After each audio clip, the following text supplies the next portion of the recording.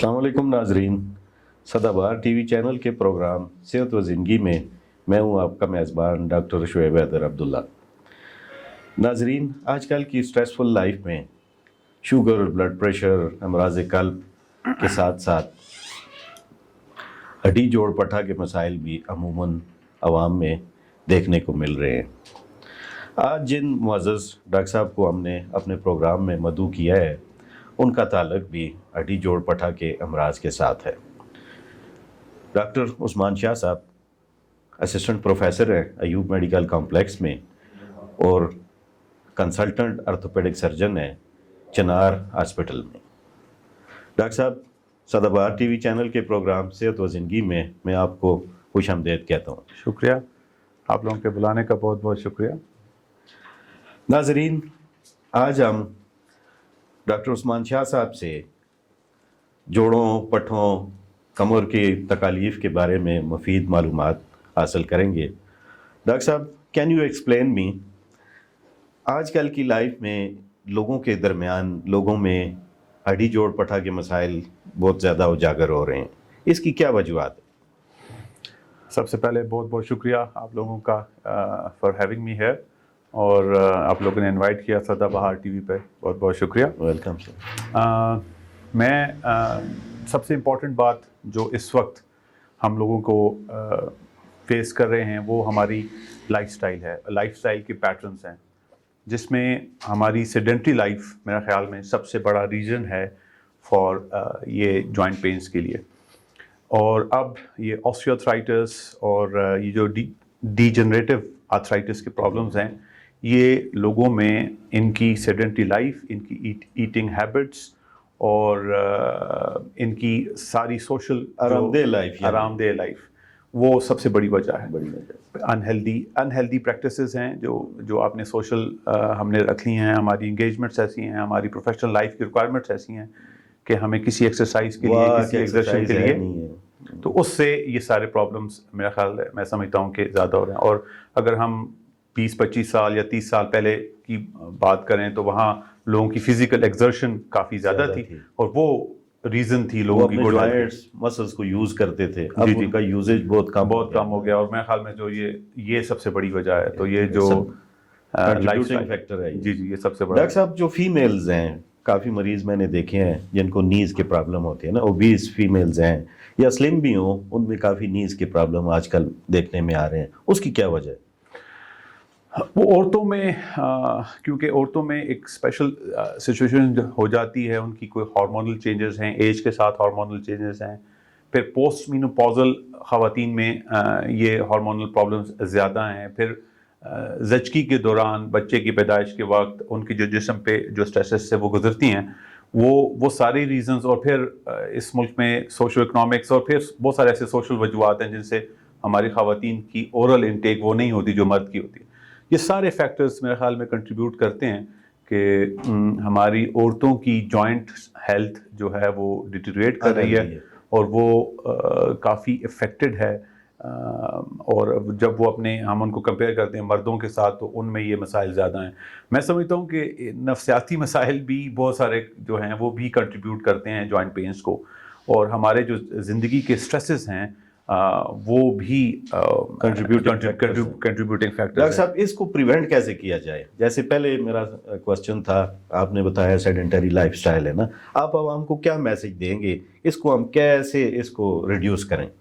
मैं समझता हूँ जी, सबसे पहले तो जो कुछ हम खा रहे हैं उसको देखा जाए। मैं समझता हूँ कि हम जो हमारा शुगर का और कार्बोहाइड्रेट्स का इंटेक है, उस पे ऊपर जितना एम्फेसिस किया जाए कि ये कितना बड़ा जहर है जो हम ले रहे हैं, इसको कट डाउन करना चाहिए। और इसको कट डाउन करना बहुत ज़रूरी हो गया, क्योंकि हम ये जो कार्बोहाइड्रेट, जिसको स्टार्च कहा जाए, ये नशास्ता की एक किस्में जो बहुत सारी हैं, मीठी चीज़ें हैं जी। कार्बोहाइड्रेट्स आपके चावलों में हैं, आपकी जो मैदे की रोटी आप खा रहे हैं उसमें है, तो जो भी इनऑर्गेनिक फ्रूट्स आप खा रहे हैं, जो कि बाज़ार की तली हुई चीज़ें, और सब में ये भी एक बहुत बड़ा रीज़न है हम लोगों के इनटेक। नंबर 1 तो मैं समझता हूँ कि जो कुछ आप खा रहे हैं, और जिसमें ये बाज़ार का ये जो जितने फास्ट फूड्स और ये सारी चीज़ें, जंक फूड्स, پھر جو دوسرا جو جیسے میں نے شروع میں عرض کی کہ جو سب سے بڑا میں سمجھتا ہوں اس کے بعد جو ہوا ہے ہماری سیڈنٹری لائف,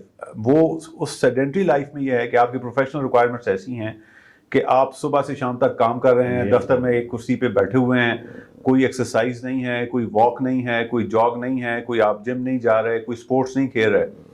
اب سپورٹس اور جم نہ صرف آپ کے فزیکل ہیلتھ پر, آپ کی مینٹل ہیلتھ کے لیے بھی بہت امپورٹنٹ ہے. تو وہ مینٹل ہیلتھ لنک کرتی ہے آپ کی فزیکل ہیلتھ کے ساتھ. تو اگر میں کوئی دو بہت امپورٹنٹ چیزیں اگر ڈیلینیٹ کروں تو وہ تو یہ ہیں, یہ دو چیزیں تو ہیں کہ آپ کیا کھا رہے ہیں اور آپ اس جو کچھ اسٹائل موڈیفیکیشن. اور پھر جو نیکسٹ چیز میں سمجھتا ہوں جو یہ اسٹریسفل لائف ہے, یہ اس کے جو اکنامکس کے جو فیکٹرز ہیں وہ بھی بہت کنٹریبیوٹ کرتے ہیں, کیونکہ وہ پھر آپ کو سائیکولوجیکلی بہت ساری چیزوں میں افیکٹ کرتے ہیں. اور تو میں سمجھتا ہوں کہ اس دور میں, اور یہ ہمارا شاید اس ریجن کا یا اس ملک کا نہیں, یہ گلوبل مسئلہ ہے کہ ان ٹائمز میں اپنے آپ کو سائیکولوجیکلی ہیلدی رکھنا یہ ایک بڑا مشکل ہو گیا, بڑا چیلنج ہو گیا. یہ 21st سینچری کا سب سے بڑا چیلنج میرے خیال میں اپنے آپ کو سائیکولوجیکلی فٹ رکھنا. تو اس میں میرے خیال میں پھر بات وہیں آ جائے گی کہ جو بیسک سے سٹارٹ کریں, جو کچھ آپ کھا رہے ہیں اس کو دیکھیں کہ وہ کتنا ضرورت سے زیادہ ہے, اور وہ اس کو جو کچھ آپ کھا رہے ہیں اس کو ہضم کر رہے ہیں آپ پراپرلی. اور میرے خیال میں یہ 2-3 بیسک وجوہات ہیں جو جس کی وجہ سے پھر ظاہر آپ کے ڈرگس پہ ریلائنس ہو جاتا ہے. پھر آپ اس کے ساتھ بہت سارے ایسے میڈیکیشن لے رہے ہوتے ہیں جن کے سائیڈ ایفیکٹس آپ کو پتہ نہیں ہوتے, اور تو وہ پھر سارا ایک ویشس سائیکل ہے. جی تو پھر وہ you end up on the bed. Doctor صاحب, بہت سارے لوگوں کو اسپائنل پرابلمز ہیں, ڈسک کے پرابلمز ہیں, ڈسک پروٹریونز ہیں, جی ان میں سیاٹیکا ہے. جی یہ آج کل یہ بھی بہت زیادہ ہے نا, اس کے بارے میں آپ کیا کہیں گے؟ دیکھیں جی, میں ایک آپ کو فیکٹ بتاؤں کہ لو بیک ایک ہم اسے کہتے ہیں اپنی زبان میں.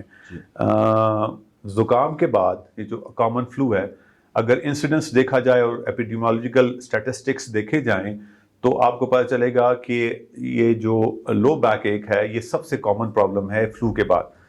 اب فلو کتنا کامن ہے, ہر ایک آدمی کو, اور مطلب ایک سال میں آپ 2 یا 3 ایپیسوڈ فلو کے ہر انسان کو ہوتے ہیں. اب ہم جب لو بیک ایک کو دیکھتے ہیں کہ امیڈیٹلی مطلب اسٹیٹسٹیکلی یہ نمبر 2 پرابلم ہے کہ اتنا کامن ہے, تو ہر دوسرے تیسرے آدمی کو وہ ونس ان ایئر وہ یا ٹوائس ان ایئر وہ یہ لو بیک کو ایکسپیرینس کرتا ہے. پھر لو بیک کو ہم ڈیلینیٹ کرتے ہیں کہ لو بیک ایک کیسا درد ہے. آیا یہ درد کمر سے شروع کے ٹانگوں میں جا رہا ہے, اگر ٹانگوں میں جا رہا ہے تو اس کے ساتھ کوئی ٹانگوں میں کمزوری بھی لا رہا ہے, تو اس کو ہم میڈیکل کی زبان میں ہم کہتے ہیں کہ ریڈیکولوپیتھی کے ساتھ کوئی نیورولوجیکل ڈیفیسٹ ہے کہ نہیں ہے. ان ساری چیزوں کو دیکھ کے پھر ہم علاج کی طرف ان سب فیکٹرز کو دیکھ کے کرتے ہیں. آپ کا سوال کہ یہ کیوں زیادہ ہو رہا ہے, تو وہ جو ہم نے شروع میں بات کی اسٹریسفل لائف, وہی جو 3-4 بڑے فیکٹرز ہیں میں سمجھتا ہوں. اور پھر ہمارا یہ جو بے دریغ استعمال ہے گیجٹس کا, جس میں یہ ہمارے آئی فون, یہ موبائل فونز اینڈ یہ ساری چیزیں, تو اس میں بھی ہم پوسچرز کا اپنا خیال نہیں رکھتے. ہم اپنے اٹھنے بیٹھنے کا نہیں خیال رکھتے کہ بیٹھ رہے ہوئے کیسے ہیں, تو ہم اپنی پوزیشنز کا خیال نہیں رکھتے. انسان بیسیکلی واحد جانور ہے جو ورٹیکل سپائن کے ساتھ چلتا ہے. باقی جانور جو ہیں وہ زمین پہ ہاریزونٹل سپائن کے ساتھ چلتے ہیں. تو ہم پرون بھی ہیں اس کے ساتھ, ان انجریز کے ساتھ. تو اگر ہم اپنی سپائن کے پوسچرز کا خیال نہیں رکھیں گے بیٹھنے میں, اٹھنے میں, لیٹنے میں, اور ہم لمبے گھنٹے ان موبائلز کا اور ان چیزوں کا استعمال کریں گے, جیسا ڈاکٹر صاحب آپ نے ابھی بتایا, ایسا ہی ینگسٹرز میں سیاٹیکا بہت آج کل دیکھنے کو مل رہا ہے.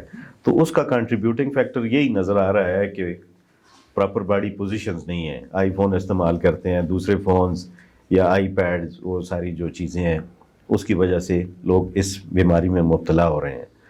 تو آپ ان کو کیا میسج دیں گے کہ کیا کریں وہ؟ دیکھیں, ایک تو میرے خیال میں اب سائنس شاید پروف بھی کر رہی ہے کہ جو ہمارے اسکرین ٹائم ہے یہ جتنے بھی آپ کے موبائلز ہیں, جتنے بھی آپ کے یہ گیجٹس آپ یوز کرتے ہیں, اس کا اسکرین ٹائم ویسے بھی آپ کی مینٹل ہیلتھ کے لیے بھی اچھا نہیں, اس کو بھی لمٹ کریں.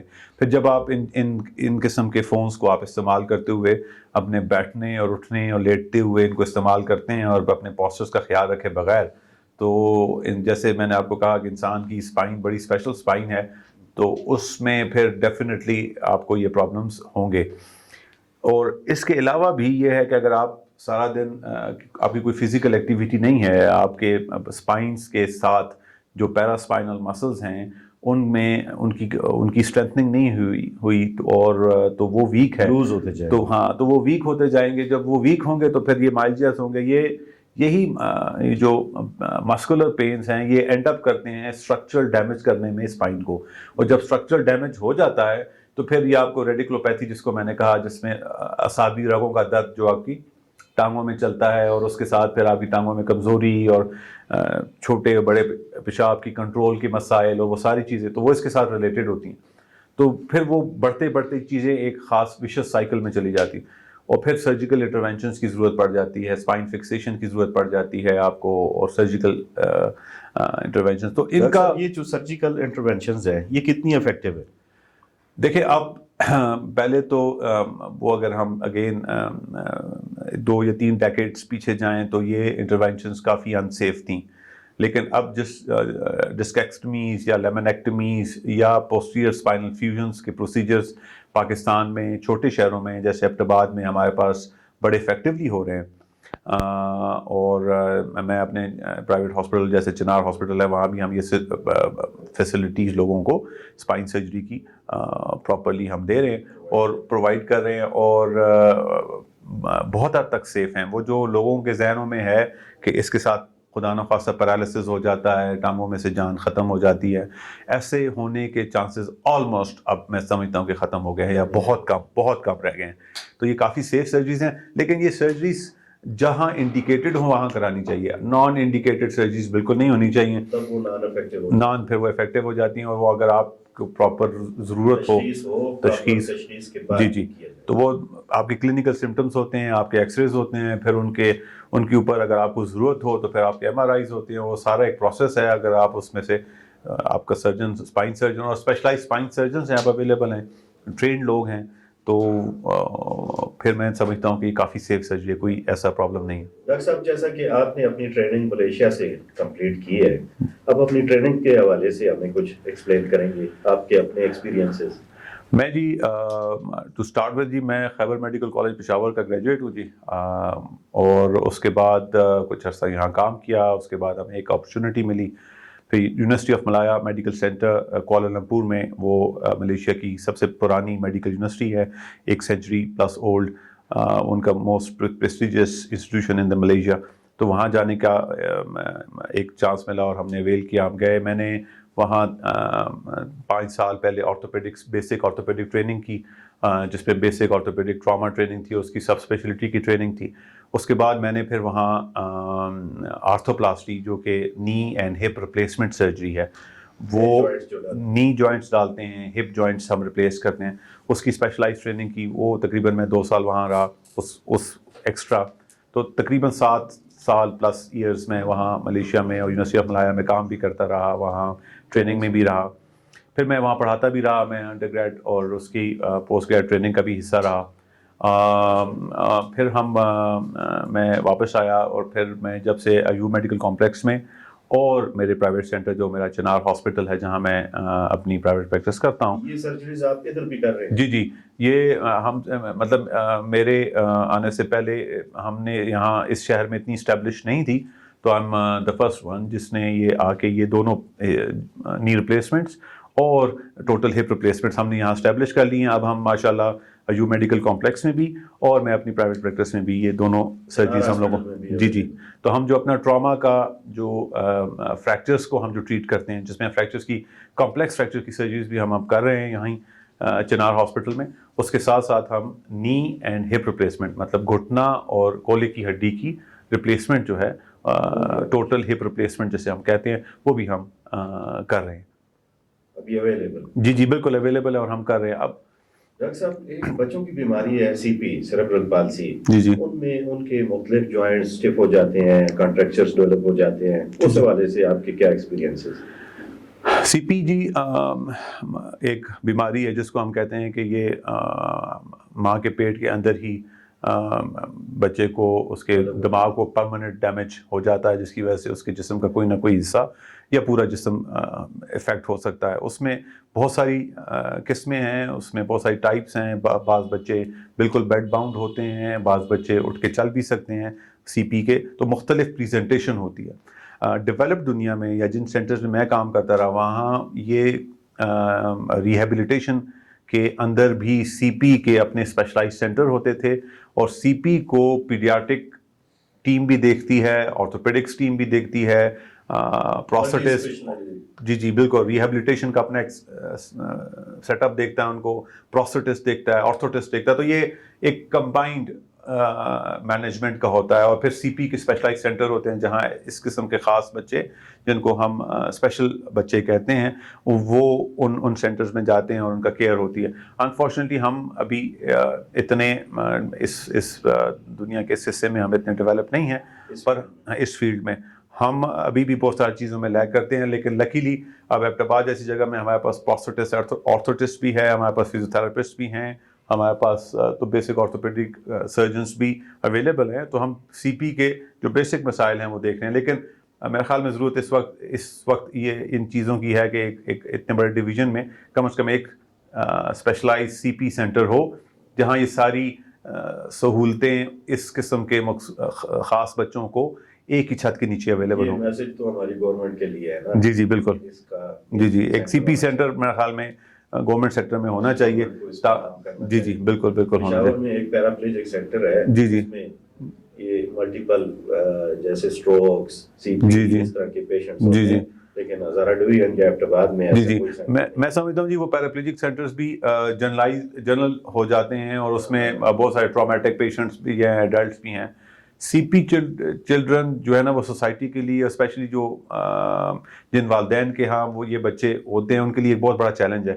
تو ان کی ہیلپ کے لیے اگر سوسائٹی میں ایک بڑے شہروں میں جیسے ایبٹ آباد اس ڈویژن کا مین شہر ہے، اس میں کم از کم ایک سینٹر اسپیشلائز سی پی سینٹر ہونا چاہیے جہاں یہ سارے مسائل کم از کم ان والدین کو ایک چھت کے نیچے فیسلٹی ملے.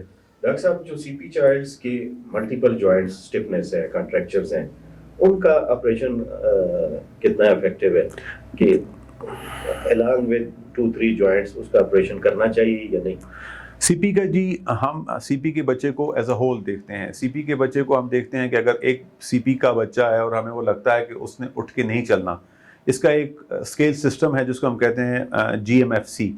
تو اس میں ہم ان کا موٹر فنکشنل اسکورنگ سسٹم ہے.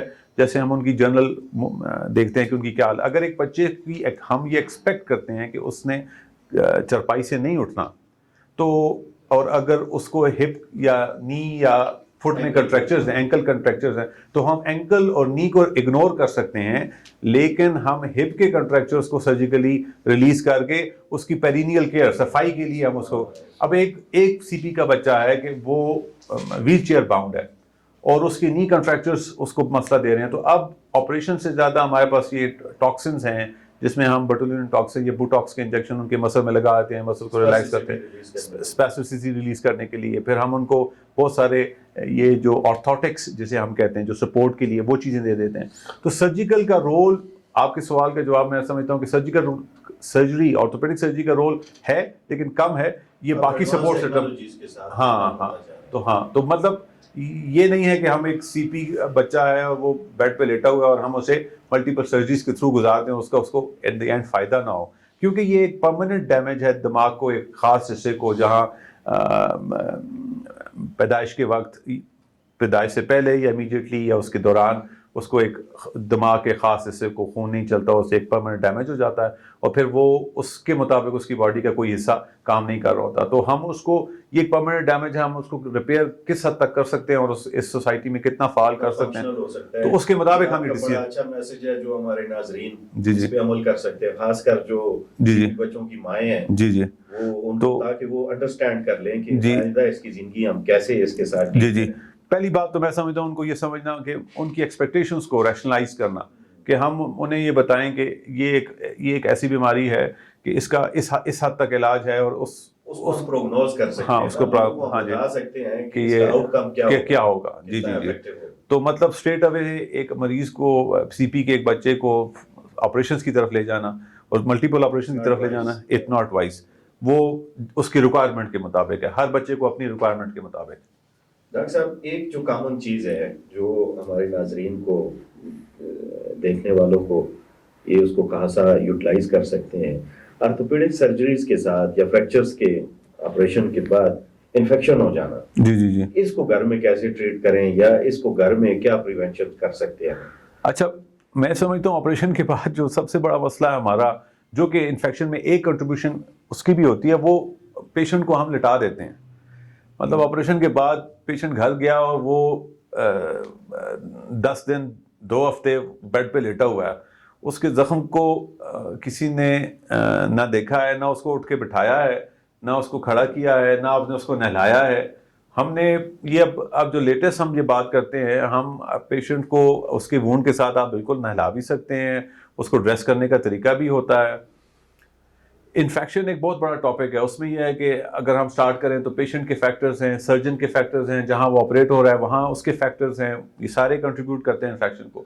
لیکن گھر میں جو کر رہی، ہاں جی، وہ میں سمجھتا ہوں کہ پرسنل ہائیجین وہ بہت ضروری ہے.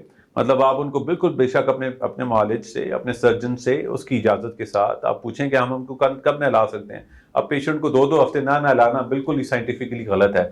تو آپ امیڈیٹلی بھی، میں اپنے پیشنٹس کو امیڈیٹلی نہانے کا میجورٹی آف ٹائم جن کے وونڈ اجازت دیتے ہیں ہم ان کو نہانے کا کہتے ہیں، ان کو اپنا باقی جسم صاف رکھنے کا طریقہ بتاتے ہیں. پھر میں ہفتے بعد مریض کا زخم خود دیکھتا ہوں، پھر ضرورت ہو ایڈمیشن کی یا اس کو کوئی انفیکشن ہو جائے تو اس کو ڈیل کرنے کے بھی طریقے ہیں. اور پھر ہمارے پاس یہ جو ہم بے دریغ استعمال اینٹی بایوٹکس کا کر رہے ہیں، اس سے ملٹیپل ریزسٹنٹ بیکٹیریا ڈیولپ ہو رہا ہے، جو کہ بہت پرابلم بنا رہا ہے ہمارے لیے ان قسم کی انفیکشنز کو ٹریٹ کرنے کے لیے. تو یہ سارے چیزوں کو دیکھتے ہوئے میں یہ سمجھتا ہوں کہ ہم پیشنٹ اویئرنیس جو ہے نا وہ بڑی ضروری ہے کہ پیشنٹ کو، میں اب جو سمجھتا ہوں کہ post operative physio therapy patient کو واپس اپنے پاؤں پہ کھڑا کرنا. اب میں جیسے اب آپ کو مثال دوں نی ریپلیسمنٹ کی، ٹوٹل نی ریپلیسمنٹ میں ایسا میجر سرجری ان آرتھوپیڈکس، میں اپنے ٹوٹل نی ریپلیسمنٹ کے پیشنٹ کو امیڈیٹ ڈے 1 پہ اٹھ کے کھڑا کر دیتا ہوں، اور میں ان کو وہ زمر واکنگ فریم کے ساتھ واک کراتا ہوں. تو جو کہ ان نون ہے اس ریجن میں، اسپیشلی پیشنٹ جب ایک آپریشن ہو جائے تو ہمارا ایک جو دیسی کانسیپٹ یہ ہے کہ وہ مریض 2 ہفتے ہلانا نہیں ہے. تو وہ نہ ہلانے میں بہت ساری کمپلیکیشنز اور بھی انفیکشن کے علاوہ بھی ڈیولپ ہوتی ہیں، جس میں یہ ڈی وینس تھرومبوسس ہے، پلمونری امبولزم ہے، جو بڑی خطرناک ہو سکتی ہیں. تو اس لیے early mobility of the patient جو میں سمجھتا ہوں انفیکشن پریونشن کے لیے بھی اور بہت ساری اور کمپلیکیشن کی پریونشن کے لیے بھی بہت ضروری ہے. اس میں فزیو تھراپی کا بہت امپورٹنٹ رول ہے. ڈاکٹر صاحب آرتھوپیڈک سرجری اتنا وسیع ٹاپک ہے جس کو ہم مشکل سے ہی کور کر سکتے ہیں. ٹائم کی کمی کی وجہ سے آپ ہمارے ناظرین کو کیا پیغام دینا چاہیں گے؟ ایک تو سب سے پہلے میں سدا بہار ٹی وی کا بہت شکریہ ادا کرتا ہوں کہ انہوں نے مجھے بلایا. اور پیغام یہی ہے جی، بیسک جیسے میں نے جہاں سے بات شروع کی تھی، آپ ہیلدی کھائیں اور فزیکلی ایکٹیو رہیں. فزیکل ایکٹیویٹی میں سمجھتا ہوں کہ آپ کی کوالٹی آف لائف کو بہت امپروو کرتی ہے، اور اسپورٹس کھیلنا جو ہے وہ آپ کی مینٹل ہیلتھ کے لیے بھی بہت اچھا ہے. تو کسی نہ کسی اسپورٹس کی ایکٹیویٹی میں اپنے آپ کو انگیج کریں. اس ریجن کے لوگ، ہم ایک خوبصورت ویلی میں رہتے ہیں، آس پاس آپ کے پہاڑ ہیں، آپ بڑی اچھی ہائکنگ کر سکتے ہیں، آپ پہاڑوں پہ واک کر سکتے ہیں. یہ ساری فیسلٹیز آپ کو 20-25 منٹ کی ڈرائیو پہ اویلیبل ہیں، ان کو اویل کریں. اور میں سمجھتا ہوں ہیلدی رہنا ہی خوش رہنا ہے، اور لائف میں اچیو کرنا تو بہت سارے اچیومنٹس کے پیرامیٹرز ہیں، لیکن میرے خیال میں الٹیمیٹ یہی ہے کہ خوشی، جو ہیپینس ہے لائف ہے نا، اس کی وہ برٹن رسل کی کتاب ہے کانکویسٹ آف ہیپینس. تو میرے خیال میں خوشی کو اچیو کر لینا میرے خیال میں الٹیمیٹ ہے ان لائف. ڈاکٹر صاحب تھینک یو ویری مچ ہمارے چینل کے لیے اپنا قیمتی وقت نکالنے کے لیے. بہت شکریہ جی. Thank you very much for having me. ناظرین، آج کی اس نشست سے ہمیں کافی مفید معلومات ڈاکٹر عثمان شاہ صاحب سے ملی ہیں. میں امید کرتا ہوں یہ آپ کی روزمرہ زندگی میں کافی مفید ثابت ہوں گی. میرے آنے والے پروگرام تک اپنے میزبان ڈاکٹر شعیب حیدر عبداللہ کو اجازت دیجیے گا. اپنے